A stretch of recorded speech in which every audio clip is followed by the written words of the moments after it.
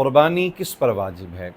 وہ سمجھدار بالغ مسلمان جو شرعی مسافر نہ اور بنیادی ضروریات زندگی اور قرض کے علاوہ 52.5 تولے یعنی 612.36 گرام چاندی یا اس کی قیمت کے برابر نقدی یا دیگر سامان کا مالک ہو، اس پر قربانی واجب ہے۔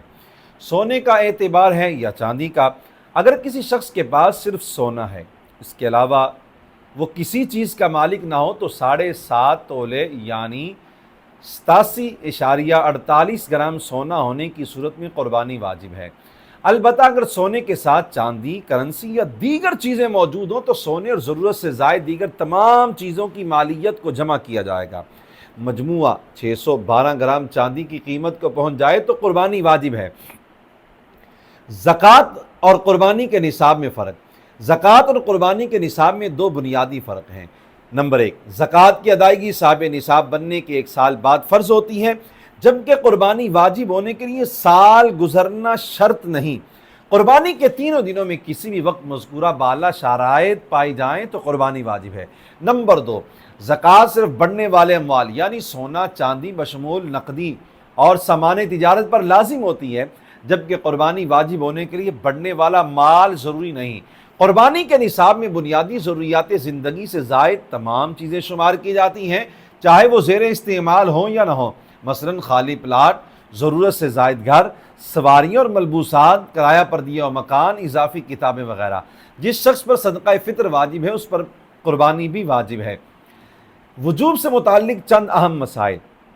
قربانی گھر میں صرف ایک شخص یا صرف مردوں پر ہی واجب نہیں، بلکہ گھر میں جتنے مرد و عورت صاحب نصاب ہوں، مثلا بیوی کے پاس زیورات یا نقدی ہو، گھر میں کئی افراد کی آمدن ہو اور سب اپنی اپنی چیزوں کے مالک ہوں، تو سب پر الگ الگ قربانی واجب ہے۔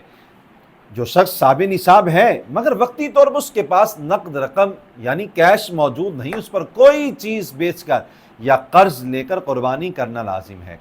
جس شخص نے قربانی کی منت مانی اس پر ہر صورت میں قربانی واجب اگرچہ وہ صاحب نصاب نہ ہو۔ ذبح سے پہلے قربانی کا جانور مر جائے یا گم ہو جائے یا اس میں کوئی بڑا عیب پیدا ہو جائے تو صاحب نصاب پر دوسرا جانور خرید کر ذبح کرنا لازم ہے۔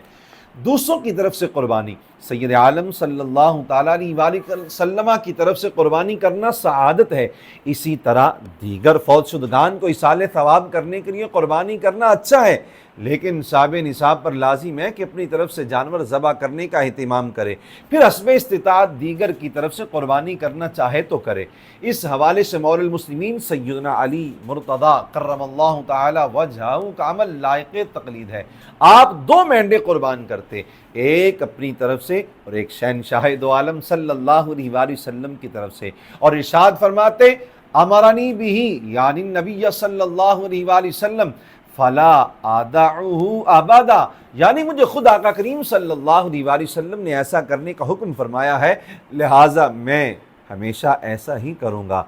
اگر صاحب نصاب اپنی طرف سے قربانی نہ کرے اور دیگر گھر والوں کی طرف سے کرے، جیسے کہ بعض لوگوں نے گھر میں باری بنائی ہوتی ہے، تو واجب چھوڑنے کی وجہ سے گناہگار ہوگا۔ صاحب نصاب اگر کسی فوت شدہ کی طرف سے نفلی طور پر یعنی اس کی وصیت کے بغیر قربانی کرے تو اس صاحب نصاب کا وجوب پورا ہو جائے گا اور مرحوم کو ثواب ملے گا۔